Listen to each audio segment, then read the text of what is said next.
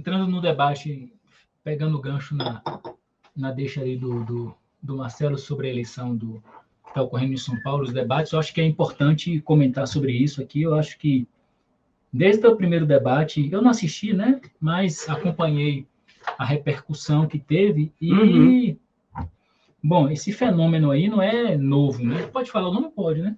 Fica à vontade. O Pablo Nassau, né? Que é um desses coachings aí, que já era uma figura bastante polêmica, assim, né? No mínimo, assim, tinha umas... Mas estava nesse âmbito aí dos coaches que geralmente é mais do mesmo, assim, né? O discurso neoliberal, né? Enfim, meritocracia, faça você mesmo, vendo aqui uns cursos, uns produtos digitais para te ensinar a ficar rico e fico rico ensinando você a ficar rico, enfim. Certo é que ele pela declaração que eu tive acesso à informação por intermédio de alguns jornalistas que falaram que ele declarou, parece que 190 milhões é o patrimônio para concorrer, então é um homem multimilionário, né, que ficou rico, pesa sobre ele algumas acusações aí, inclusive parece que já foi condenado por estelionato, né, então, enfim, então, querendo ou não, é uma pessoa que não surpreende no espectro político estar, né, é alguém da extrema-direita, inclusive pela análise da conjuntura, e eu vi alguns analistas fazendo essa análise, que ele está conseguindo aglutinar os votos da extrema-direita, dos bolsonaristas, né, da extrema-direita. E o Ricardo Nunes parece que está perdendo os votos para ele, e isso tem gerado bastante polêmica. E ele é uma figura, assim, completamente execrável, assim, né? Joga baixo, enfim, é alguém... Quando, no último debate, a maioria dos candidatos não participaram, o Boulos, o Datena, o Ricardo Nunes, enfim, eu acho que foi só a Tabata, assim, de relevante, assim, que tem algum percentual, e alguns outros lá que assim, não vale a pena, não conta porque não faz, assim, diferença, né? Mas, assim, de quem está, de fato, disputando, foi só ele e a Tabata, e teve algumas perguntas que eu fiquei muito surpreendido, que ela perguntou a ele e disse que ia responder depois no Instagram. Na rede social, diga aí. E ficou falando, rapaz, assim, cara, assim, é triste, porque qualquer pessoa, assim, com o mínimo de discernimento sobre qualquer coisa, você sabe que o cara não tem nenhuma qualificação, assim. Não é porque eu não gosto do candidato, é porque, de fato, tem candidatos da extrema-direita que são qualificados, assim. Tem gente, de fato, assim, na extrema-direita que, pro mal, assim, pro lado que é completamente oposto do que eu penso, da minha visão de mundo, mas você vê que eles têm algum tipo de qualificação técnica, intelectual. Esse cara, ele não tem proposta nenhuma. Ele entrou somente mesmo, assim, para inviabilizar. É como Tem uma fala do Wellington ali. Eu estou estudando esses temas, acho que eu já falei. Já, né? Considerados pesados, mas necessários. Tá. Mas é isso. Ele ouviu o Lenny Streck falando numa coluna que ele disse que é aquele cara que é como se é o cara que entra no jogo para quebrar a perna do atacante do outro time. É a melhor. Essa analogia é ótima. Ele é essa pessoa. Ele só entrou lá para poder tomar cartão vermelho e quebrar a perna do melhor jogador do outro time.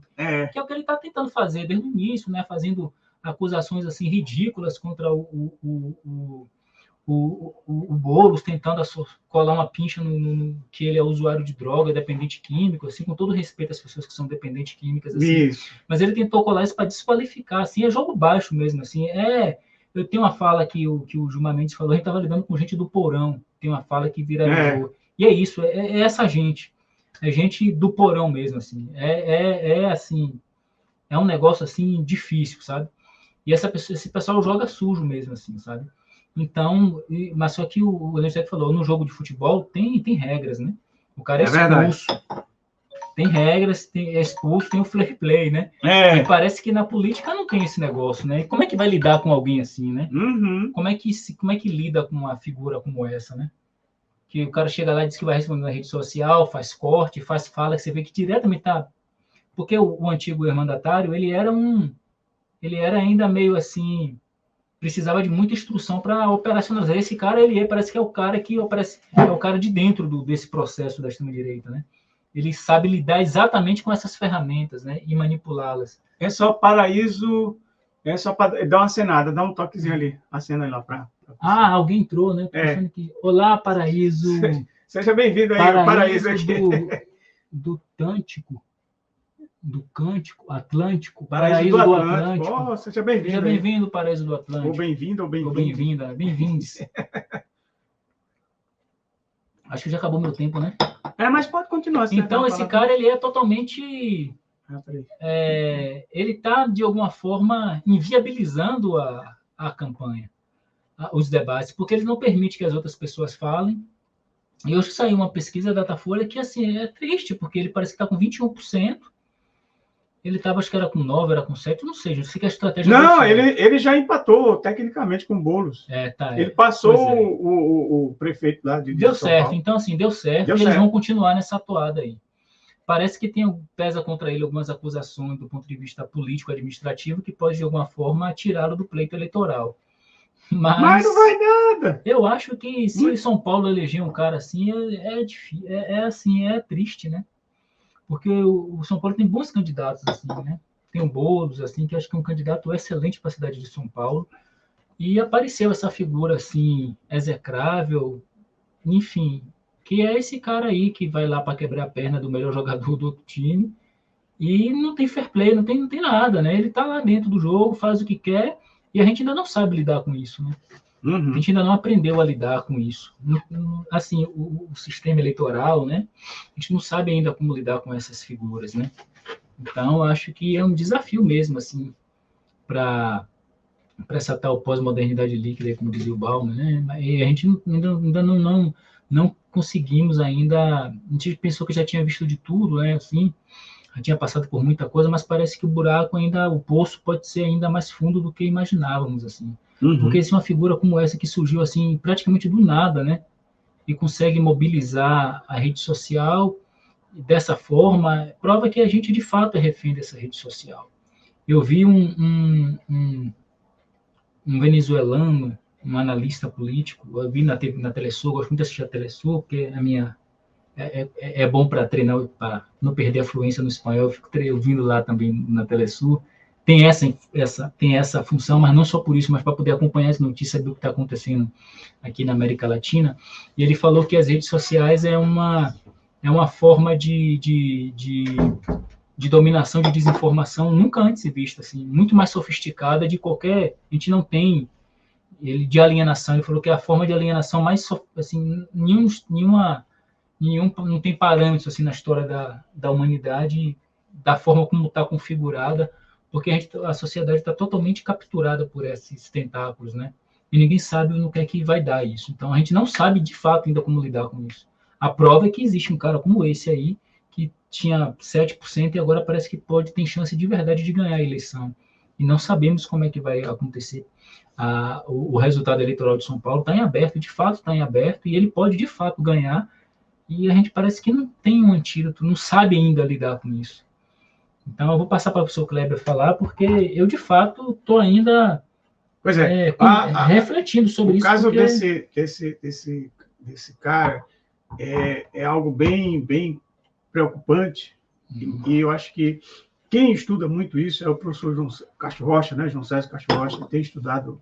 Claro, tem outros especialistas também que têm estudado muito a extrema-direita, e ele tem mostrado que isso é método, né? O cara, ele causa, é uma ferramenta que ele utiliza de métodos, são chamados, eles estudam muito a neurociência, são os gatilhos mentais, que são extremamente eficientes, são estruturas mentais que a gente faz, atalhos mentais, onde você pode utilizar tanto para criar um diálogo com a pessoa, como você pode persuadir, mas, no caso, a história é manipular mesmo. Em outras palavras, quem estuda marketing sabe muito isso.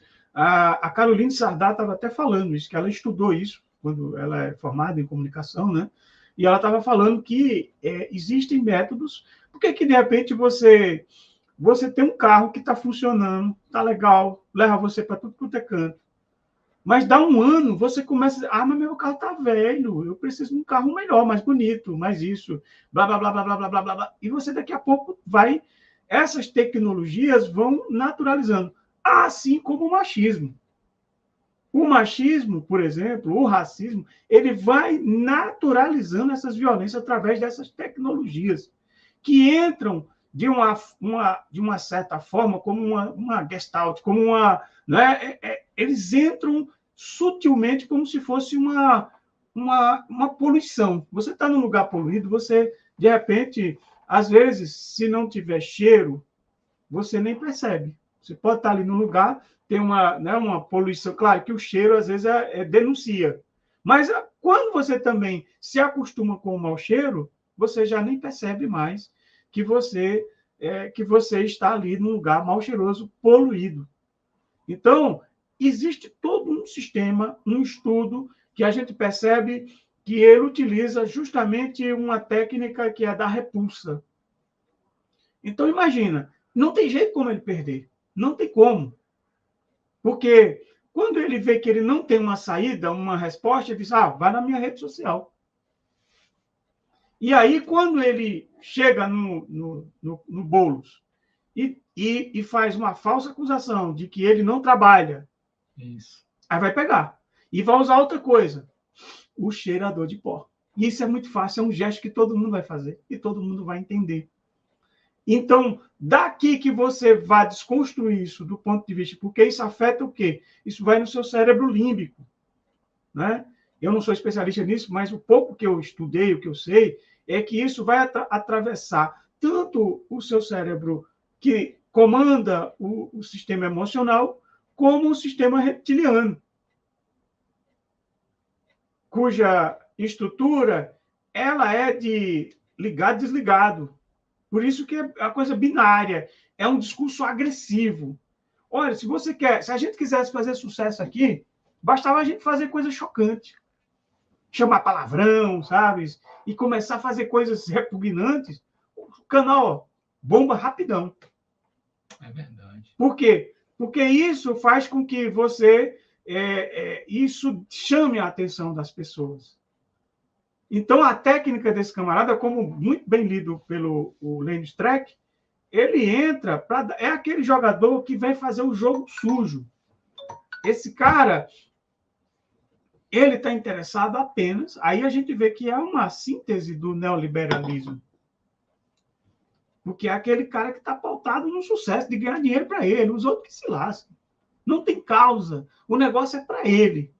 E vendendo a falsa promessa que todo mundo vai ficar igual a ele, como se isso fosse possível. Não é possível. Pessoa que nasce pobre aqui nesse nosso país, a tendência, o máximo que ele pode, se for da miséria, ele pode subir um pouquinho para a pobreza, no máximo a classe média, com muito esforço, com muitos dispositivos tecnológicos que ajudam você, que induz você a ficar naquele contexto psíquico que é muito difícil de você sair. Porque não é que isso tem uma conspiração, que chega lá, uns bilionários se juntam assim, 5 horas da manhã, né? Como diz a Cida Bento, não é o pacto da branquitude, não é chegar todo mundo ali 5 da manhã e vamos decidir fazer isso para ferrar as pessoas. Não é uma questão moral, é uma lógica que se sustenta. Opa, é Marcelo, né? Isso se chama de discurso simples, que na história mundial o extremismo governou o mundo assim. Exatamente. Exatamente, é um extremismo cuja base é muito fácil, porque as pessoas... a gente vive de atalho, a gente sempre vai buscar um atalho. Às vezes, por exemplo, às vezes tem uma matéria que a gente lê, às vezes a gente não tem tempo de ler aquela matéria. Pronto, no WhatsApp. Às vezes você não está com tempo para digitar, eu mesmo digito super devagar, o que eu faço? Eu mando um áudio, que vai mais rápido. É ruim para quem está a ouvir, mas eu mandei a mensagem. Se eu fosse escrever aquilo ali, eu que sou dedógrafo, vou levar, ou seja, é um atalho. Então, é uma tendência nossa de buscar atalhos. E esses atalhos funcionam muito com repulsa, né? Imagina só você falar uma coisa negativa de uma pessoa, a tendência é que isso impregne na pessoa. Então, ou seja, esse cara, tudo que ele quer é apenas que fale mal, mas que fale dele. Ele quer que a gente fale dele. É uma pessoa perigosíssima, né? E que a tendência... Isso é como... Olha, é difícil não fazer os paralelos com a doença. É como uma doença ruim, como uma doença autoimune, que vai ganhando força, que vai capturando pessoas, vai recrutando pessoas a seguirem essa vertente, né? Então, a tendência é que isso... que a gente se prepare, nos preparemos para lidar com isso. A gente ainda não sabe lidar, a gente ainda não sabe como vencer. Eu não sei se o caminho melhor... Opa, 3, 8... Acho que foi algum erro lá. Deve ter sido alguma outra coisa. Então, o que acontece? A tendência é que a gente tem que aprender. A gente tem que se esforçar. Assim como a gente tem que se esforçar para perceber o machismo, os benefícios que a gente tem, a gente tem que estudar a extrema-direita, porque a extrema-direita ela é um combo de tudo isso, de racismo, de xenofobia, de homofobia, de LGBT, QIAPN+, fobia, e por aí vai. É um combo de coisas que fazem com que as pessoas se individualizem e que esqueçam um processo coletivo, né? Então, a gente vai ter que aprender. Eu não sei se o debate é a melhor coisa, porque debate tem esse problema. O debate, você fica sujeito a esse tipo de situação, né? A gente não sabe até que ponto. A Caroline Sardá mesmo fez um debate que é muito legal, mas depois, olhando, eu não sei se ela conseguiu, porque, embora a pessoa passe longe de ser, que nem ser esse cara, que eu me acuso até falar o nome dele, mas ela deu umas escorregadas também, porque houve um momento de discussão, enfim, é outra coisa. A gente não sabe, mas talvez a gente só vai saber enfrentando. Então, acho que o melhor talvez tenha que fazer o debate, depois a gente encontrar outras estratégias, como comprar uma cura de uma doença. A gente não vai tenta de um jeito, né? Tenta de outro, e até a gente construir uma vacina para isso.